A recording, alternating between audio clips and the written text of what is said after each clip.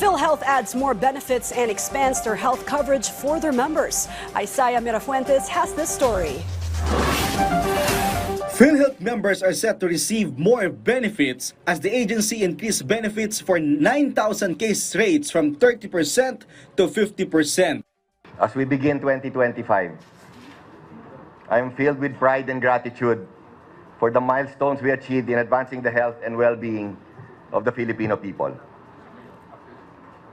Last year, we made a promise to expand our coverage and prioritize the top 10 most burdensome diseases, addressing the financial challenges these conditions bring to our members and their families.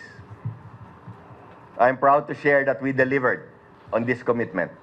Among those receiving attention is the ischemic heart disease. According to PhilHealth, it is clear that heart disease is the leading cause of death in the country. Included in the list is pneumonia, which increased from 15,000 pesos to 29,250 pesos. For cholecystectomy, from the previous 40,300 pesos, package rate went up to 60,450 pesos. For women who give birth via cesarean section, PhilHealth now covered 37,050 pesos from the previous 19,000 pesos. Also included in the additional PhilHealth benefits is chronic kidney disease, the fifth leading cause of death. Also added are benefits for outpatient emergency care or for those discharged from the hospital within 24 hours. Even preventive oral health services in primary care now have updated benefits. Other case rates can be found on the PhilHealth website.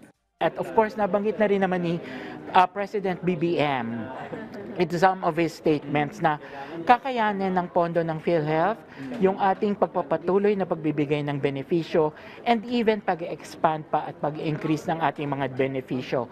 Kung kaya't patuloy po natin na inilabas at ipapatupad ang ating mga improvements in our benefits. Some of the added benefits from PhilHealth were suggested by Agri-Party List Representative Wilbert Lee during the budget deliberations in Congress. Normally, ang problema natin walang pondo. Sa sitwasyon na to, may pondo. No? Anong hinihintay natin? Bakit hindi natin ito magawa? Ang hindi ko matanggap dito, bakit tingi-tingi? Bakit delay?